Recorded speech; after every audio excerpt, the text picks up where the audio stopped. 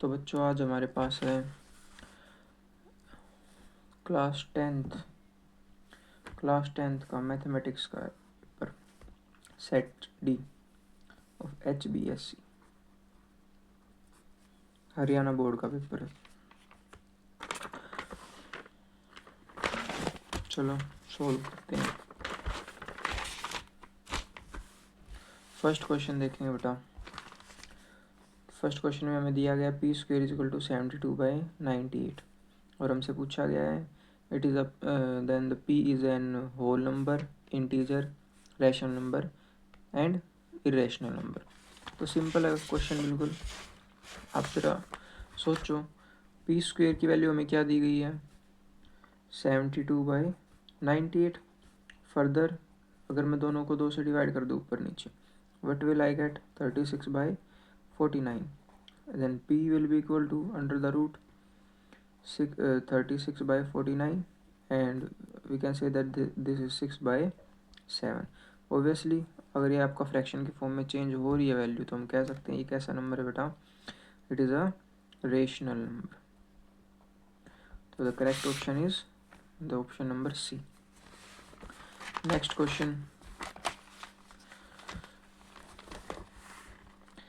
Question हमें दिया गया है the value of k for which 2k, k + 10 and 3k + 2 are the 3 consecutive terms of AP।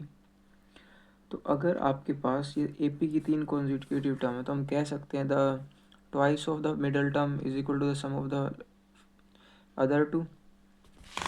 Obviously एक AP के अंदर हमने क्या पढ़ा है कि अगर हमारे पास 3 कॉन्जिक्यूटिव टर्म्स है किसी भी एक AP की तो हम कह सकते हैं जो बीच वाली जो टर्म होगी वो बाकी के दोनों के मीन के इक्वल होगी। That means B is equal to A + C/2। हम कह सकते हैं twice of B is equal to A + C। Further यही हम यहाँ पर अप्लाई कर सकते हैं। तो इसके अकॉर्डिंग हम यहाँ पे कह सकते हैं twice of middle term that is k + 10 is equal to the sum of other two that is 2k plus में 3k + 2 and it will be 2k + 20 and this side is 5k + 2। अगर हम इस 2k को इधर लेके आते हैं तो then this is equal to 3k और ये 2 इधर आके माइनस होगा तो 18। तो यहाँ से k की वैल्यू आपकी कितनी आ गई 6। The right option is option number D. तो इस बच्चे ने भी ठीक कर रखा है। अगला क्वेश्चन बेटा, if the end points of the diameter of a circle are -5,4 and the 1,0 and the radius of the circle is।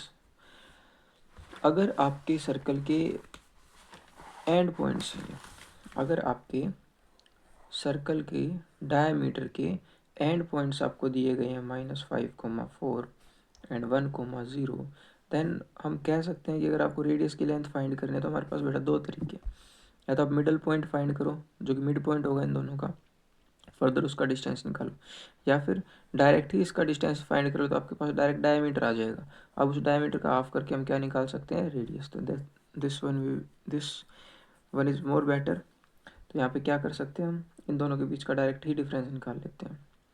तो -5 अगर मैं इस पर डिस्टेंस फॉर्मूला लगाता हूँ तो डायमीटर की वैल्यू क्या हो जाएगी -5 - 1 का स्क्वायर, फर्दर 4 - 0 का स्क्वायर, और ये कितना हो गया आपका 6 का स्क्वायर 36 और ये 16। इसको ऐड करोगे तो कितना आएगा अंडर द रूट 52। इसको मैं लिख सकता हूँ 13 × 4। अब ये इसका 4 का 2 बाहर आ सकता है अंडर द रूट 13, लेकिन ये आपका डायमीटर है, रेडियस क्या होगा डायमीटर का हाफ हो जाएगा तो कितना आ जाएगा आपके पास √13 आ जाएगा। करेक्ट ऑप्शन कौन सा हो जाएगा ऑप्शन नंबर बी।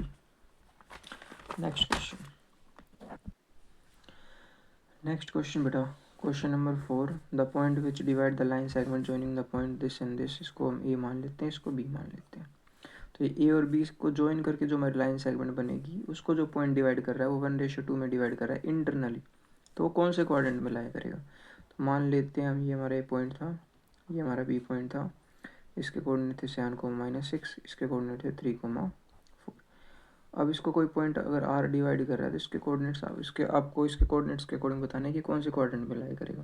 इसको 1:2 में डिवाइड कर रहा है, तो अगर इसको 1:2 में डिवाइड करेगा तो for the coordinates of R हम कह सकते हैं 2 × 7 14 + 1 × 2 2, सॉरी ये 3 है, plus 1 into 3 is equal to 3 and by में 2 प्लस 1 3 कोमा 2 इंटू -6 -12 और प्लस में 1 इंटू 4 4 बाय में 3। तो इससे हमें पता चल रहा है कि आपका ये फर्स्ट जो वैल्यू ये पॉजिटिव है एंड सेकंड वैल्यू नेगेटिव। तो इसका मतलब आपका एक्स एक्सिस पॉजिटिव है एंड वाई एक्सिस नेगेटिव, और x positive y axis negative, x is positive and y is negative कौन से क्वाड्रेंट में होगा, फोर्थ क्वाड्रेंट के अंदर होगा। तो आंसर क्या हो जाएगा, आंसर आपका डी होगा। नेक्स्ट क्वेश्चन बेटा, question number 5, the value of K for which the quadratic equation is this has equal roots. अगर इस क्वाड्रेटिक इक्वेशन के रूट्स इक्वल है, अगर इस क्वाड्रेटिक इक्वेशन के बेटा रूट्स इक्वल है, तो ऐसी कंडीशन में किसी भी क्वाड्रेटिक इक्वेशन के अगर रूट्स इक्वल है तो डिस्क्रिमिनेंट की वैल्यू 0 होगी, और डिस्क्रिमिनेंट होता क्या है, b² - 4ac is equal to 0।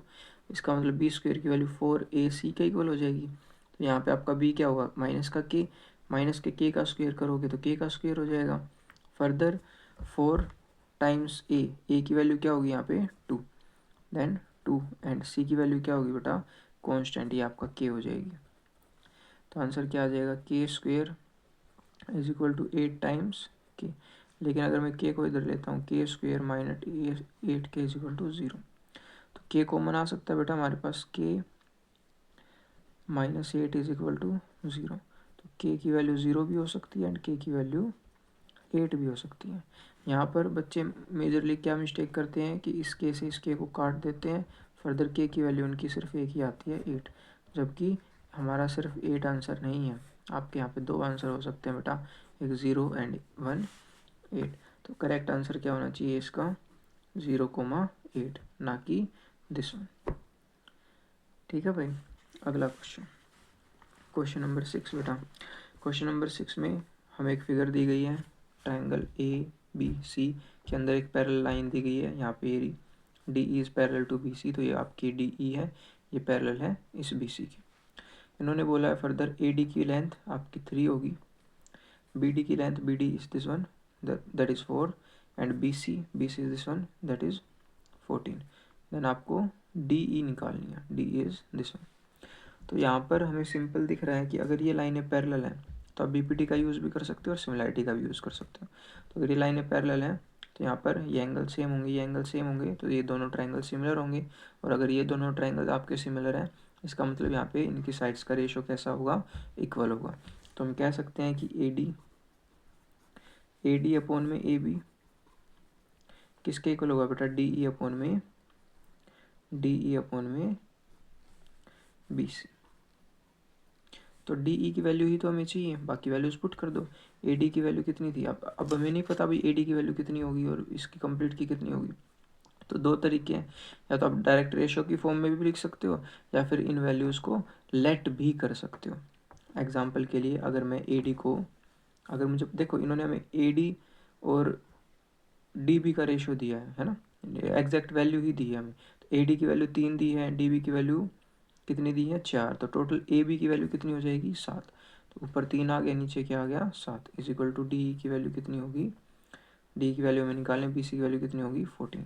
तो यहाँ से हमारे पास D की वैल्यू क्या आ गई बेटा 3/7, और ये 14 इधर आके मल्टीप्लाई हो जाएगा, तो इंटू में 14 हो गए 2, D की वैल्यू कितनी आ गई 6 सेंटीमीटर। तो आंसर क्या हो जाएगा इसका करेक्ट, 6 सेंटीमीटर। नेक्स्ट क्वेश्चन, अगला क्वेश्चन बेटा क्या बोला गया क्वेश्चन में, in a figure 80 is in a figure, ये हमें गिवन फिगर दी गई है यहाँ पे। तो इसके अंदर कह रहे हैं 80 is a tangent to the circle, 80 क्या है हमारी सर्कल की टेंजेंट है, तो 80 सर्कल की टेंजेंट है with centre O, that OT is equal to 4, और OT की लेंथ हमें क्या दी गई है 4, एंड एंगल OTE ये एंगल आपको 30 डिग्री दिया गया, तो 80 की लेंथ निकालनी, ये निकालनी है आपको।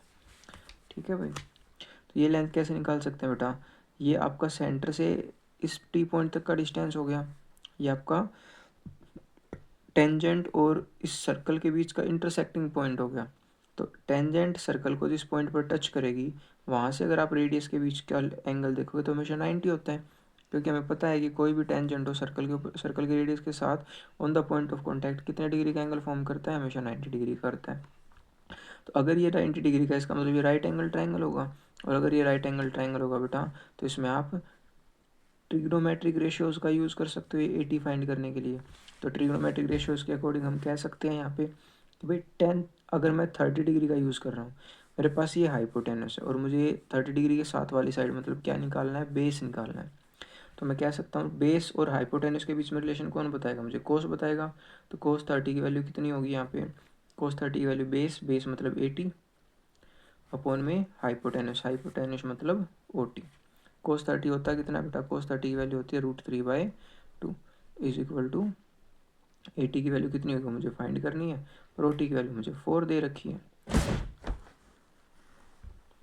देन फर्दर कुछ ना, 80 की वैल्यू क्या होगी आपकी √3/2 इंटू 4। 2 से इसको कैंसिल करके 2 पर काट सकते हैं हम, तो 80 की वैल्यू क्या हो जाएगी आपकी 2√3। तो करेक्ट ऑप्शन क्या होगा, option number C 2√3। Next question बेटा, given that sine alpha is 1/2 and cos beta is 1/2। तो आपको साइन अल्फा 1/2 दिया है एंड कोस बीटा भी 1/2 दिया है। Then the value of alpha plus beta. बेटा तो अगर मैं साइन अल्फा की वैल्यू देखो तो साइन अल्फा साइन 1/2 की टर्म में अगर मैं इसको चेंज करता हूँ तो साइन 1/2 किस पर होता है, साइन 30 डिग्री पर। यहाँ पे कह सकता है अल्फा की वैल्यू 30 डिग्री होगी। और कोस बीटा, तो कोस 1/2 कब होता है, कोस 60 डिग्री पर। तो इसका मतलब बीटा की वैल्यू 60 होगी। तो हम कह सकते हैं अल्फा प्लस बीटा की वैल्यू कितनी हो जाएगी 90। नेक्स्ट क्वेश्चन, तो आंसर क्या हो जाएगा करेक्ट, डी। अगला क्वेश्चन बेटा, question number 9, if 4 tan theta is equal to 3 then find the value of 4 sin theta minus cos theta upon 4 sin theta plus cos theta. बड़ा ही सिंपल क्वेश्चन है। 4 tan theta अगर is equal to 3 दिया तो मैं कह सकता हूँ tan थीटा की वैल्यू क्या होगी 3/4, और हमें वैल्यू किसकी निकालनी है 4 sin theta minus cos theta upon में 4 sin theta plus cos theta. अगर मैं इसको ऊपर नीचे कोस से डिवाइड कर दूँ तो ये कोस से डिवाइड होकर क्या बन जाएगा 4 tan थीटा -1, और ये नीचे कोस से डिवाइड होकर क्या बन जाएगा 4 tan थीटा +1। फर्दर बेटा tan थीटा की वैल्यू तो हमारे पास है ना, तो क्यों ना मैं tan थीटा की वैल्यू इसमें पुट कर दूँ। tan थीटा की वैल्यू क्या हो जाएगी यहाँ पे 3/4, 4 इंटू 3/4 -1, 4 इंटू 3/4 +1। तो 4 से 4 कैंसिल आउट हो जाएगा, ये क्या आ गया 3 - 1 3 + 1 that is 2/4 that is equal to 1/2। तो करेक्ट आंसर क्या हो जाएगा आपका 1/2। ठीक किया रखा है ये भी बच्चे ने। अगला question, if sine theta is equal to sine theta plus sine square theta is equal to 1, then हमें इसकी वैल्यू फाइंड करनी है cos square theta plus cos की पावर 4 थीटा। तो देखो भाई ये भी मुश्किल तो नहीं है ज़्यादा, देख लेते हैं फिर भी। देखो बेटा इन्होंने हमें क्वेश्चन के अंदर दिया है sine theta plus sine square theta is equal to 1। ठीक है, तो यहाँ से हम वैल्यूज इसकी रीशफल करके निकाल सकते हैं फर्दर अलग अलग चीज़ों की। यहाँ पे इन्होंने हमसे एक इसकी वैल्यू पूछी है, किसकी पूछी है भाई कोस स्क्वायर थीटा प्लस कोस की पावर 4 थीटा। यहाँ से मैं कोस स्क्वायर थीटा कॉमन ले सकता हूँ, ब्रैकेट में क्या बचेगा 1 प्लस कोस स्क्वायर थीटा। अब यहाँ पे बेटा कोस स्क्वायर थीटा, कोस स्क्वायर थीटा की वैल्यू अगर मैं साइन थीटा की टर्म में लिखना चाहूँ तो क्या होगा 1 माइनस साइन स्क्वायर थीटा, और ये क्या हो जाएगा आपका 1 plus cos square theta. 1 minus sign square theta की वैल्यू अगर मैं यहाँ से निकालता हूँ इसको उधर ले जाके तो साइन थीटा आ जाएगी। फर्दर इसको भी अगर मैं चेंज करता हूँ साइन में तो 1 plus 1 minus sign square theta, ये 1 और 1 ऐड होकर कितना हो गया 2, तो ये कितना आ गया साइन थीटा। तो ये sine theta as it is, ये 1 और 1 ऐड होकर 2 माइनस साइन स्क्वायर थीटा। तो बेटा यहीं से साइन स्क्वायर थीटा की वैल्यू भी निकाल लो, साइन इधर आएगा तो क्या बन जाएगी साइन स्क्वायर थीटा की वैल्यू 1 माइनस साइन थीटा। तो sine theta 2 minus 1 minus sine theta, sine theta 2 minus 1 होगा तो 1 बचेगा और ये माइनस माइनस प्लस हो गए साइन थीटा बन जाएगा। दोबारा इसके अंदर मल्टीप्लाई करता हूँ तो sign theta plus sine square theta बन गया और इसकी वैल्यू तो इन्होंने ऑलरेडी हमें क्या दे रखी है 1, तो 1 के इक्वल आ गया। तो करेक्ट आंसर क्या होगा बेटा 1 हो जाएगा। फर्दर अगला क्वेश्चन चेंज कर लेते हैं इसको। अगला क्वेश्चन बेटा, अगला क्वेश्चन क्या दिया अभी हमें, let x and y be the two positive integer such that x is equal to p की पावर 3 4 की पावर p की पावर 3 q की power 4 y is equal to p की पावर 2 q की power 3 where p and q are the prime numbers. तो क्या दिया हमें, एक x नंबर दिया है जहाँ पे p is equal to 3 q is equal to 4, एक y नंबर दिया है p is equal to 2 q is equal to q to the power 3, where p and q are prime number, जहाँ पे p और q हमारे prime number से, इसका मतलब इसके फर्दर फैक्टर्स नहीं हो सकते। और इन्होंने हमें क्या दिया भाई, HCF दिया है x और y का, p की पावर m q की पावर n, और दिया है LCM, ये भी x और y का, p की पावर r q की पावर s, और हमसे वैल्यू पूछी है m प्लस n इंटू में r प्लस s। ध्यान से देखेंगे बेटा, अगर आप इन दोनों नंबर्स का HCF फाइंड करोगे तो इनमें से जब आप कॉमन वैल्यूज निकालोगे वही निकालोगे जिसकी पावर कम होगी। तो p की पावर 2 होगी और q की पावर क्या हो जाएगी, कम वाली। अगर HCF निकाल रहे हैं तो कम वाली पावर चूज़ करेंगे, अगर LCM निकाल रहे हैं तो ज़्यादा वाली। तो अगर मैं HCF फाइंड कर रहा हूँ पहले दिस वन, तो कम वाली पावर चूज़ करूँगा तो यही हो जाएगा आपका HCF, this one y as it is.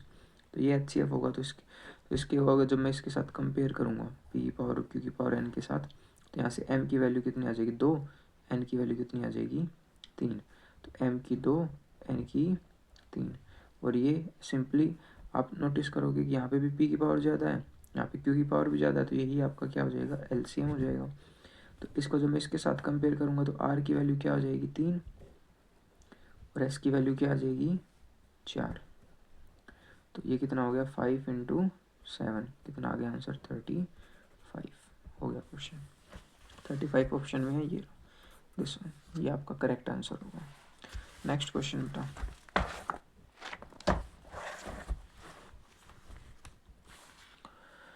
Next question number 12।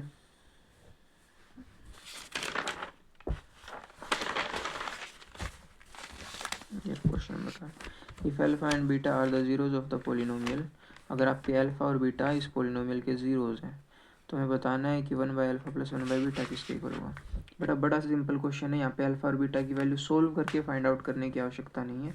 अगर मैं इस 1 बाई अल्फा या 1 by beta plus 1 by alpha को हल्का सा इवेलुएट करूँ तो ये आपका, अगर मैं एलसीएम लेता हूँ तो अल्फा बीटा हो जाएगा, और यहाँ पे अल्फा बीटा से डिवाइड करोगे तो सिर्फ अल्फा बचेगा, अल्फा ऊपर में से मल्टीप्लाई हो गया अल्फा और यहाँ पे बीटा, तो सम ऑफ जीरोज हो गया और नीचे प्रोडक्ट ऑफ जीरोज हो गया, सिर्फ इसी का फ्रैक्शन आपको निकालना है। तो यहाँ पे अगर इस पोलिनोमियल के हेल्प से मैं सम ऑफ जीरोज निकालता हूँ तो अल्फा प्लस बीटा की वैल्यू क्या होगी बेटा 3/4, 3/4, एंड अल्फा बीटा की वैल्यू क्या हो जाएगी आपकी -7/4। तो अब जब मैं इसका फ्रैक्शन निकालता हूँ 3/4 इंटू में -7/4, तो 4 से 4 कैंसिल आउट हो जाएगा, आंसर क्या आ जाएगा -3/7, and the first will be correct, -3/7। Next question बेटा, the perimeter of the sector of the circle of radius 14 centimetre and the central angle 45 is. आपको एक सेक्टर का पेरीमीटर फाइंड करना है जिसका सेंट्रल एंगल है 45 डिग्री। ठीक है भाई बेटा, अगर आप सेक्टर का पेरीमीटर फाइंड कर रहे हो तो पेरीमीटर के अंदर ये वाली लेंथ भी काउंट होगी, ये वाली लेंथ भी काउंट होगी, और फर्दर इस आर्क की लेंथ भी आपको मेज़र करनी पड़ेगी। तो इसके लिए क्या करेंगे, तो आपका रेडियस हो गया ना, ये भी आपका रेडियस हो गया, और ये कैसे निकालोगे, ये अगेन थीटा दे रखा है, तो आर्क की लेंथ निकालने के लिए क्या फॉर्मूला यूज़ करते हैं, θ/360 इंटू में 2πr, और रेडियस हमें कितना दे रखा है 14, तो रेडियस आप यूज़ कर सकते हो 14, और ये 14 प्लस 14 कितना हो गया, ये लेंथ दोनों ऐड हो गए 28 आ गई, प्लस में ये वैल्यू आप यहाँ पे ऐड करोगे, थीटा कितना था 45/360 इंटू में 2 पाई की वैल्यू 22/7 इंटू में आर की वैल्यू 14। जो कट रहा है वो काट दो, इसको मैं कितने पे काट सकता हूँ 8 पे, 7 से 2 पे, तो ये 2 2 जा 4, 4 से कितने पे चला गया 2 पे, 2 से कितने पे चला गया 11 पे, तो 28 प्लस 11 कितना आ गया आंसर 39 आ गया। 39 आंसर इसका क्या हो जाएगा, करेक्ट हो जाएगा, 39 आएगा। अगला question, the surface area of the two sphere are in ratio 16:9, the ratio of their volumes. अगर आपके सरफेस एरिया का रेशियो दे रखे, एक स्पेयर का सरफेस एरिया क्या होता है बेटा 4πr का स्क्वायर, तो अगर दो स्पेयर है तो एक का रेडियस मैं 1 मान लेता हूँ, एक का रेडियस 2 मान लेता हूँ, दूसरे का एरिया क्या हो जाए 4πr का स्क्वायर, यही रेशियो है। अगर मैं यहाँ से रेशियो निकालता भी हूँ तो देखो ध्यान से, मेरे पास क्या वैल्यू, तो r1 का स्क्वायर बाय r2 का स्क्वायर है ना, इसकी वैल्यू में कितनी दे रखी है 16/9, तो इसको मैं कह सकता हूँ r1/r2 का होल स्क्वायर की वैल्यू कितनी है 16/9। यहाँ से मैं r1/r2 की वैल्यू निकालता हूँ, कितनी आएगी बेटा 4/3, दोनों साइड रूट स्क्वायर रूट कर देंगे। फर्दर अगर मुझे वॉल्यूम का रेशियो निकालना है, तो वॉल्यूम का रेशियो किसके इक्विवेलेंट होता है पहले देखते हैं। वॉल्यूम क्या होती है स्पेयर की 4/3 पाई r1 का क्यूब अपॉन 4/3 पाई r2 का क्यूब, तो 4/3 पाई 4/3 पाई तो कैंसिल हो जाएगा, इसका मतलब r1/r3 का हमें सिर्फ क्या करना पड़ेगा, r2 का सिर्फ क्या करना पड़ेगा, क्यूब करना पड़ेगा। तो r1 r2 का रेशियो तो मेरे पास है ना, सिर्फ क्या करना पड़ेगा मुझे, इसका क्यूब करना पड़ेगा, क्यूब कर दो बोथ साइड, तो r1 r2 का क्यूब कितना आ जाएगा आपका 64/27, तो यही क्या हो जाएगा आपका रेशियो हो जाएगा वॉल्यूम्स का। तो क्या रेशियो आएगा बेटा यहाँ पे 64:27। नेक्स्ट क्वेश्चन, क्वेश्चन नंबर 15, क्या दिया गया में, the area of the sector of central angle x of a circle with radius r. Area of sector of central angle x, आपको उस सेक्टर का एरिया निकालना है जिसका सेंट्रल एंगल एक्स है और रेडियस कितना है 4r। तो किसी भी सेक्टर का एरिया निकालने के लिए हम क्या फॉर्मूला यूज़ करते हैं, θ/360 इंटू पाई आर का square.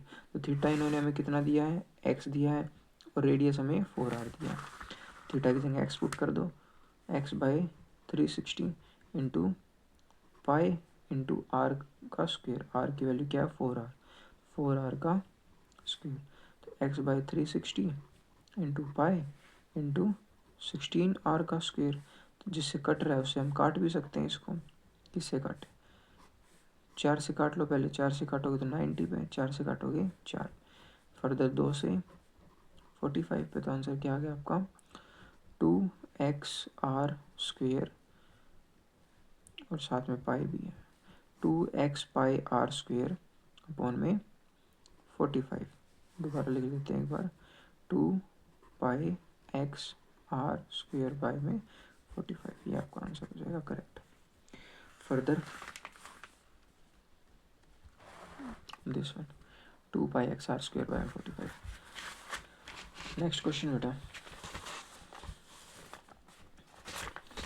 This one is the next question. ये हमें वैल्यू दी इन्होंने, बोला फाइंड द मॉडल क्लास, कौन सी मॉडल क्लास होगी। तो अगर इसकी आपको मॉडल क्लास निकालनी है, पहले क्या करना पड़ेगा, इसको इंटरवल्स में चेंज करना पड़ेगा। तो इसमें इंटरवल्स मान लेते हैं बिलो 0 बिलो 10 दे रखा है ना, तो एक आपका 0 से 10 हो गया, इस वाले को मान लेते हैं 10 से 20, इसको 20 से 30, 30 से 40, 40 से 50 और ये आपका 50 से 60। यहाँ पर बिलो 10 है तो मतलब ये आपकी फ्रीक्वेंसी निकालेंगे, ये आपकी कॉम्यूटेटिव फ्रीक्वेंसी होगी। यहाँ से अगर मैं फ्रीक्वेंसी निकालता हूँ तो एफ़ की वैल्यू होगी आपकी 3, यहाँ से अगर मैं निकालता हूँ तो 9, यहाँ से निकालता हूँ तो कैसे निकालेंगे बेटा, रिसेंट में से इसको माइनस कर दो, सिर्फ आगे वाले में से पीछे वाले को माइनस कर दो, 12 में से 3 गए 9, क्यों, क्योंकि मुझे तो 10 से 20 तक की चाहिए ना सिर्फ, तो 10 से पहले वाली माइनस कर दो, तो इसमें से माइनस करोगे 9, ऐसे 27 में से 12 माइनस करोगे 15, ऐसे ही इसमें से माइनस करोगे कितना आ जाएगा 20, ऐसे ही 75 में से 57 माइनस करोगे कितना आएगा 18, और 80 में से 75 माइनस करोगे 5। तो सबसे हाईएस्ट फ्रीक्वेंसी किसकी, इस क्लास की, ये क्लास कौन सी 30 40, आंसर क्या आ जाएगा 30 40। अगला क्वेश्चन, नेक्स्ट क्वेश्चन बेटा, what is the probability that a known leap year selected at random will contain 53 Mondays। तो क्या प्रोबेबिलिटी होगी एक नॉन लीप ईयर की। नॉन लीप ईयर मतलब जिसके अंदर कितने डेज होंगे 365, लीप ईयर में कितने होते हैं 366, इसमें आपका 29 फेब है और ऐड हो जाता है।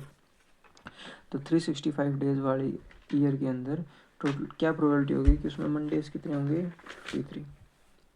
तो इसको अगर मैं एक हफ्ते के अंदर जिसमें आपके सारे डिफरेंट डेज होते हैं टोटल 7 होते हैं, तो अगर मैं इसको 7 से डिवाइड करूँ तो कितना आंसर आएगा आपका। 7 से डिवाइड करने पर 7 5 ज़ा 35, 15 7 2 ज़ा 14 और 1 बचेगा। तो ये आपका मल्टीपल हो जाएगा, देन इसमें 1 रिमाइंडर बच रहा है आपका, तो इसका मतलब एक दिन एक्स्ट्रा होगा। तो आपके 52 मंडेज तो होंगे ही होंगे। अगर ये कंप्लीट यहाँ तक डिवाइड हो रहा है इसका मतलब आपके एक साल के अंदर 52 मंडेज, 52 ट्यूसडेज, 52 संडेज, 52 सैटरडेज, तो 52 मंडे तो होंगे ही होंगे, ये तो हम रोक नहीं सकते। लेकिन ये एक नंबर डिसाइड करेगा कि आपके पूरे हफ्ते के अंदर, आपके पूरे साल के अंदर 53 मंडेज होंगे या नहीं होंगे। तो 1 ओवर कितने के अंदर आ रहा है, टोटल आपके फेवरेबल आउटकम्स कितना है 1, और टोटल नंबर ऑफ आउटकम्स कितने आपके 7, क्योंकि हफ्ते के अंदर कितने दिन होते हैं 7, तो 7 में से एक आने की प्रोबेबिलिटी होगी ना कि आपका मंडे 53 हो जाएंगे टोटल। तो आपका आंसर भी क्या हो जाएगा 1/7। तो क्या आंसर आना चाहिए भाई इसका 1/7। Next question, if the mean and the mode of the distribution are 25 and 28 then what is the median of the distribution. तो आपको मीन और मोड दिया गया है डिस्ट्रीब्यूशन का 25 एंड 28, आपसे पूछा गया है मीडियन। तो बेटा मीन मोड और मीडियन के अंदर हमें रिलेशन कौन बताते हैं, एम्पेरिकल फार्मूला, और एम्पेरिकल फार्मूला क्या कहता है थ्राइस ऑफ मीडियन, किसके इक्वल होगा twice of mean plus mode के इक्वल। तो मीडियन ही निकालना है, तो ट्वाइस ऑफ मीन, मीन हमें 25 दिया गया तो ट्वाइस ऑफ मीन 50 हो गया, और मोड कितना है 28, ऐड करोगे 78, थ्राइस ऑफ मीडियन के इक्वल है, तो मीडियन किसके इक्वल हो जाएगा 78/3, 3 से डिवाइड करोगे कितना आ जाएगा 26, तो 26 आना चाहिए इसका आंसर।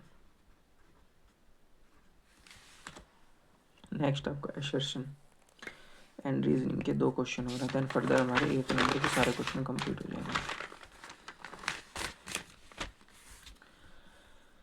देखो बेटा, पहला आपका सेशन क्या दिया है, 2 concentric circles of radii 5 and 3। ठीक है, हमारे पास 2 कॉन्सेंट्रिक सर्कल्स हैं, यहाँ पर बना लेते हैं। ये 2 कॉन्सेंट्रिक सर्कल्स हैं, एक का रेडियस है 3, दूसरे का रेडियस है 5। Then the length of the common code of the larger circle touches the smaller code is 6। तो क्या कह रहा है बेटा ये कि अगर आप एक लार्जर सर्कल में ऐसी कोड ड्रॉ करो तो स्मॉलर सर्कल को टच कर रही है, तो इसकी जो लेंथ है वो 6 होगी। तो निकाल के देख लेते हैं यहाँ से यहाँ तक का डिस्टेंस कितना हो गया। तो लार्जर सर्कल का आपका रेडियस हो गया 5, और ये आपका स्मॉलर सर्कल का रेडियस हो गया 3, तो 90 डिग्री का एंगल होगा, क्योंकि टेंजेंट की तरह बिहेव करेगी कोड आपके स्मॉलर सर्कल के लिए। तो ऐसी कंडीशन में हम कह सकते हैं कि अगर मैं इस पर पाइथागोरस लगाऊं तो हाइपोटेनस का स्क्वायर 25 माइनस परपेंडिकुलर का स्क्वायर 9, कितना आएगा 16, 16 का रूट करोगे 4। तो यहाँ से यहाँ तक की लेंथ कितनी आ गई 4, और कंप्लीट ये 4 है तो ये भी 4 होगी, क्योंकि आपका रेडियस बाइसेक्ट करेगा इसको। तो 4 और 4 टोटल कितना आ गया 8 सेंटीमीटर, और इन्होंने हमें क्वेश्चन में कितना दे रखा है 6 सेंटीमीटर। इसका मतलब आपका असर्शन गलत है, और आपके पास केवल एक ही ऑप्शन ऐसा है जिसमें आपका असर्शन गलत होगा, तो ऑप्शन नंबर डी क्या हो जाएगा correct. Next question, the product of 2 + √3 and 5 - √3 is irrational. तो बेटा अगर मैं 2 + √3 और 5 - √3 का अगर मैं प्रोडक्ट करता हूँ तो करके देखते हैं। 2 5 = 10, फर्दर -2√3 + 5√3 और ये माइनस का 3, 10 में से 3 गए 7, और ये 5 में से 2 गए 3√3। तो अगर आपके पास √3 अभी भी बचा हुआ है, इसका मतलब ये नंबर कैसा है इरेशनल नंबर है, मतलब आपका असर्शन ठीक है भाई। और अगर मैं ये देखूँ second reason, the product of any 2 irrational number is an irrational number, कि भाई दो इरेशनल नंबर का जो प्रोडक्ट होगा वो भी कैसा होगा, इरेशनल नंबर होगा। इरेशनल का प्रोडक्ट इरेशनल आ रहा है, नहीं बेटा ज़रूरी नहीं है। अगर आप √2 को √3 से मल्टीप्लाई करोगे तो √6 ओबियसली इरेशनल है। सॉरी, अगर आप √2 को √3 से मल्टीप्लाई करोगे तो ओबियसली इरेशनल है। लेकिन अगर मैं √2 को √2 से ही मल्टीप्लाई करूँ, ये भी इरेशनल, ये भी इरेशनल, लेकिन प्रोडक्ट कैसा आ रहा है इसका, रेशनल आ रहा है। इसका मतलब ये स्टेटमेंट हर वैल्यू के लिए ट्रू नहीं है, तो आपका रीज़न फॉल्स हो गया। तो रीज़न फॉल्स हो गया, तो रीज़न फॉल्स कौन से ऑप्शन में, सी में। सी आपका क्या हो जाएगा, करेक्ट ऑप्शन हो जाएगा।